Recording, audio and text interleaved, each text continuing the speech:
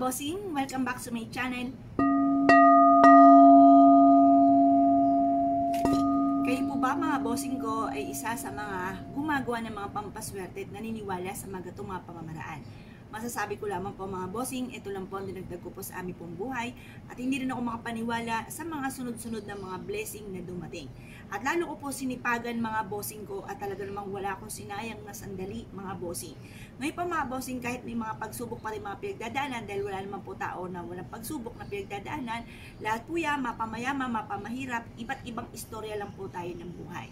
Ngayon po mga bossing, kahit may mga pagsubok, laban lamang sa hamon ng buhay. Kasi once na ikay pinanghinaan ng loob, winelcome mo yung mga negatibo, yung mga naiisip ninyo ng mga haka-haka, or kaya mga nagaganap talaga ng mga negatibo. Kapag once na lalo nyo siyang winelcome sa buhay po ninyo, hindi nyo po ito kinontra, lalo po silang dumadami. Hanggang sa ending, parang susuko ka na, parang mauwi na sa depression yung problema ninyo. Kaya kailangan, meron tayong ganito mga pamamaraan, bukod ng panalangin ng team na mula sa puso mga bossing ko sa mahal na Panginoon mga bossing. Ngayon po mga bossing, masasabi ko lamang, gawin nyo po ito kung kailan po kayo ay may oras, kahit mga ilang minuto lamang. Kasi once na ikaw po mga bossing ko yung nagmamadali at hindi ka nakapag-focus sa panalangin, maaaring hindi rin po tatalab kung ano man yung inyong hihilingin. Ngayon pa mga bossing, ano po ba itong aking sinasabing ito? Mainam mga bossing ko na kumuha ka lamang po ng isang basong tubig. Isang basong tubig ay may kakayahan upang sa ganon mahihigop nito kung ano man ang mga negatibo na nagaganap sa buhay po natin. At instead na negatibo ay bigyan po tayo ng lakas ng loob at pag-asa, at ganoon din po mas higit tayo na maka-attract ng swerte, lalo na tungkol sa usapin ng pera. Sa usapin ng pera, sipag at syaga, double time sa pagkayod. Ngayon pa mga bossing, kung kayo po ay naniniwala, subukan nyo po itong gawin sa umaga. Or kaya pag sa usapin ng mga full moon, ayan, depende kung kailan nyo ito gusto, kung kailan kayo may time, upang sa ganon, kung ano man yung i-wish po ninyo, magkakatotoo po ito mga bossing. Ngayon po, ibubulong nyo sa tubig, sa pamamagitan. Pag sa umaga nyo siya ginawa, mga 6:30, alas 7, at ibibilad ito hanggang alas 8, para na-energize po siya. Kapag naman ito ay sa full moon yung ginawa, alas 7, at matatapos ang inyong paggawa ng mga pampaswerte rin, pwedeng i-overnight nyo para dalawa yung swerte, isa sa buwan at isa rin po sa araw.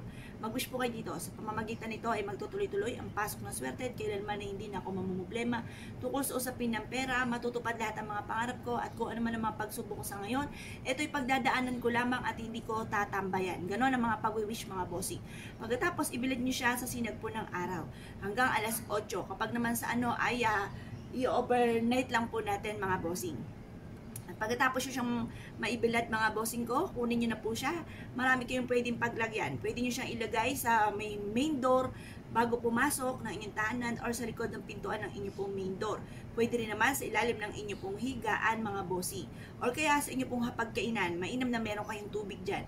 Kami po mga bossing sa aming hapagkainan, sa mga negosyo po namin, meron kami tubig, asin, at saka asukal. Hindi nawawala yung tatlong bagay na at saka bigas mga bossing. Hindi siya nawawala sa hapagkainan po namin as sa mga ibang negosyo. Swerte po ang dulot po nito mga bossing.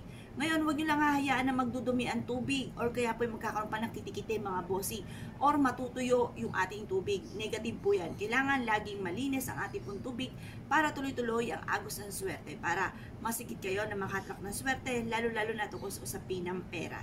Kaya kung kayo pinaniwala at naisyo po itong gawin, ay siya mga bossing, huwag na po kayong magpatumpik-tumpik pa. Subukan nyo po ito. Proven po ito na napakaswerte. Kaya kung kayo pinaniwala mga bossing, ay siya. Good luck po sa inyo po lahat.